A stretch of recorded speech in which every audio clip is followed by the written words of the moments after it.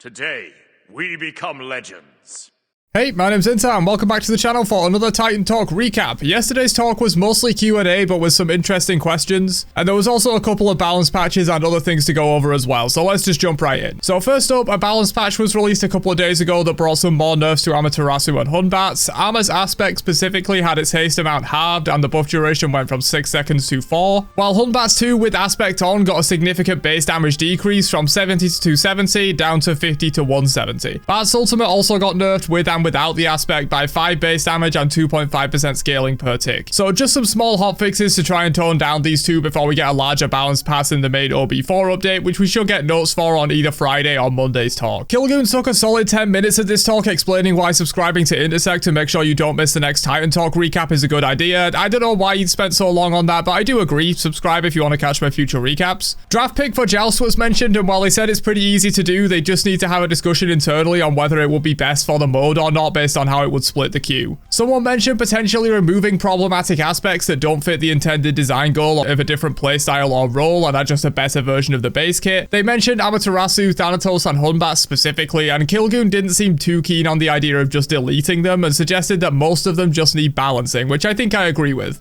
Especially for Thanatos and Hunbats, they are a playstyle shift, but they're just too OP right now and way better than the base kit. With some balance changes, I think they can work. Amaterasu is a bit of a different one, as that kind of is just a better version of the base kit though, at least in my eyes. Overall though, they didn't seem too keen on deleting any aspects, but they have mentioned before that Mordred's aspect will likely become his base kit at some point and they'll give him a new one. Patch notes quality was mentioned, and they said they're aware that patch notes kind of suck at the moment in terms of presentation and comprehensiveness, but with how quickly they're patching right now, they often don't have time to make a full Smite 1 style patch notes blog for every update. They do have a new head of patch notes though, High-Res Radar, who's taking point on them now, and they admit there's room for improvement in how patch notes are presented. This will probably also get better as the game matures and they're less in a frenzy of dropping constant updates and patches. God faces were mentioned, such as Achilles, Aphrodite, and Phantom Seas Poseidon, and they said they're working on it internally, and Poseidon's is basically done and they're happy with the direction of it, so hopefully Achilles and Aphro get those updates soon as well. In terms of the Wandering Market, they reaffirmed their commitment to a new market every 8 weeks, meaning we should get the next market in patch OB7. People also seem a little confused about how the boosted XP works, and they clarified that your first 50 levels, aka your first 10,000 coins, are boosted. After that, you earn at the slower rate. It has nothing to do with owning premium, it's just there to prevent hardcore players earning tens of thousands of coins before the next market has even launched. When the next one does launch, your boosted levels are going to reset though, and you can grind 50 levels at the boosted rate once again. They do plan to add a more obvious indicator of how many levels of boost you have left. They also mentioned that the Wandering Market has outperformed Smite 1 battle passes significantly in terms of interaction with the system and purchases, which is nice to hear. I personally love this system and I hope it stays in the game forever. It's fun to grind, provides good value, and is very fair to players in my eyes. They mentioned that Baron's aspect is likely to not make it into OB4 as there's still some stuff unfinished with it, which is unfortunate, but I'd rather have a finished product than a rushed one that might be buggy or vastly overtuned. They said it will be in OB5 though. Sound design and the impactful feeling of abilities was mentioned. Kilgoon chalked this up to a couple of factors. One being that Smite 1 plays sound in 3D space, basically the in-world sound as your god would hear it, but also in 2D space, which is more like the sound being inside your head as the player, the way you would hear it. Smite 2 only plays in 3D space, which can contribute to the sounds sometimes feeling less impactful or loud. Some sounds could also just get lost in the chaos of a fight because they don't yet have a full system to dynamically reduce the volume on unimportant sounds and boost it on important ones, but that is something they're aware of and will be working on, which should help a ton with this issue. We can expect to see Bari's kit about a week before release, which will be around a week and a half from now. Apparently her kit has evolved significantly over the last few weeks, and Pawn is now the lead designer for her since Agro was let go. Pawn was the lead on King Arthur and Aladdin, as well as others if you didn't know. Trigger off healing items is something they want to add in the future, such as Breastplate of Regrowth, Fabless Hoops, Sekhmet Scepter, Vital Amplifier, maybe some new ones, that kind of stuff. Someone asked for a definitive answer on if Slash would ever return, and they didn't really get one. Kilgoon basically said never say never, but from his tone it seems pretty clear that they don't want to bring it back anytime soon, maybe ever. It was a very unpopular mode, and the environment art team has more important things to work on at the moment, such as a Conquest visual overhaul and a real assault map that are much higher priority than Slash. But they didn't rule it out completely sometime in the far future. OB5 is likely to have many store improvements for both PC and console, but focusing more on console improvements.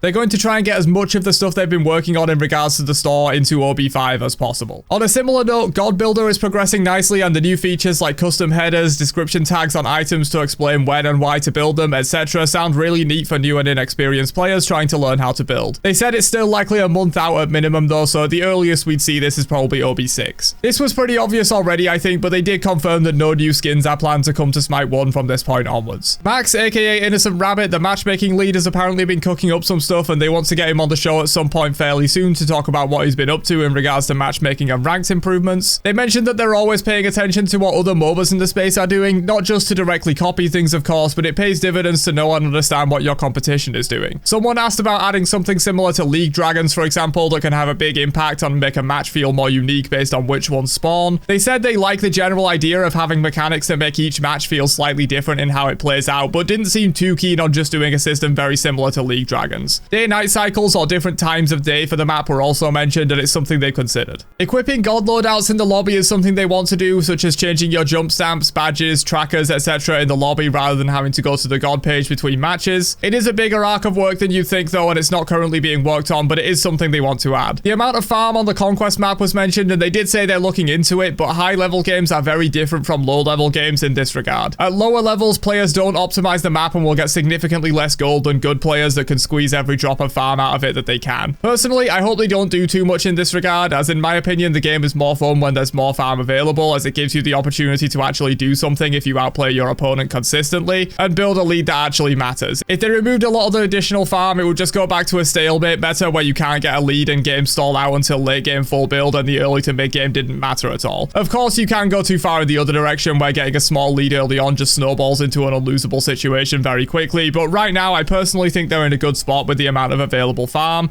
and I hope they don't do too much in this regard. They reaffirmed their intent to never add a Z-axis or verticality to Smite. It would make the game too much different and not really Smite anymore, as it fundamentally changes the way you aim your abilities and attacks, which is at the core of why Smite feels so good. Individual adjustment for teammate volumes in voice chat was brought up, and they said it would be harder to implement than you'd think, especially in a way that isn't cumbersome for console, as doing it on the tab screen would work well for PC, but would be very annoying to navigate and adjust 4 different sliders on console, so they might have to do it through settings or something like that. They would also need to reset every match and other coding stuff that would make this harder to do than you'd think. They did say they'll look into it and ask the designers about it though, as it would be very useful to not get your ears blown out by plus 50 dB gain Timmy while not being able to hear your people with normal mics at all. But that's everything discussed on the Titan Talk for February 19th. The balance discussed at the start is already live, and hopefully we'll get full OB4 balance notes on either Friday or latest Monday, as the patch is planned to go live on either Monday or Tuesday next week. With Artemis and the other features like new items such as Bancross Talon and the new ring and balance changes, all that good stuff, and then a Wheelix a week later. Be sure to subscribe if you want to catch all my future Titan Talk recaps as soon as they drop, and I'll catch you guys for another one later on. Have a great day, and peace out, you nerds.